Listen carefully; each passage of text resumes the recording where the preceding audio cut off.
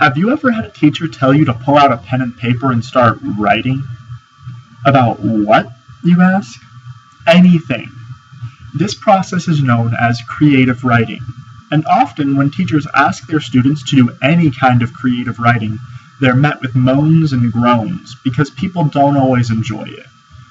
Many will even say creative writing doesn't belong in the public education system. I personally have always been an avid creative writer since I was very young, so I never had a problem with grabbing a pen and my notebook whenever my teacher asked me to. Once I realized it wasn't for everyone, I began doing research on why creative writing is taught in schools and whether or not it truly belongs there.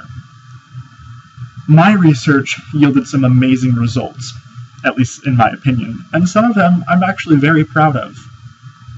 And some of them I think everyone should definitely hear, whether or not they enjoy creative writing.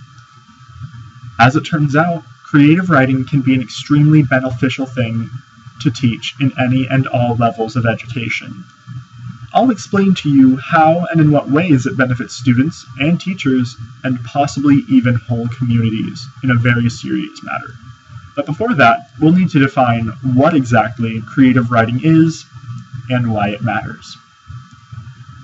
According to David McKnight, a writer for an education journal, all writing is creative writing, because when someone writes, they literally create something from nothing.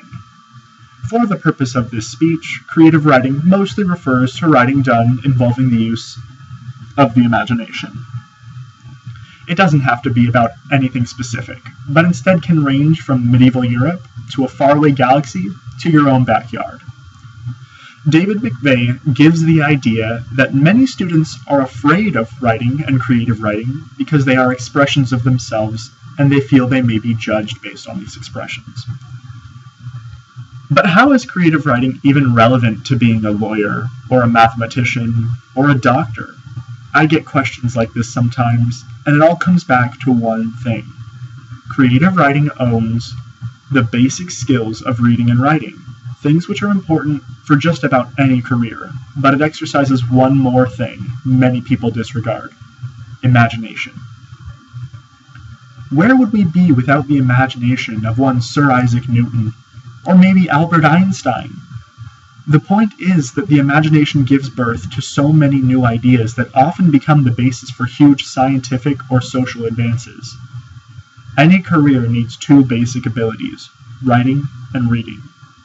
I believe it would be very difficult to find one where you don't need those skills.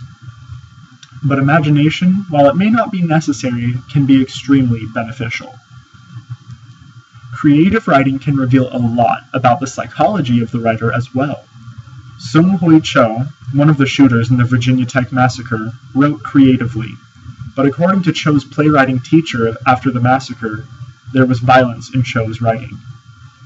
Had Cho's writing been more closely examined, teachers may have been able to intervene before the Virginia Tech massacre even occurred.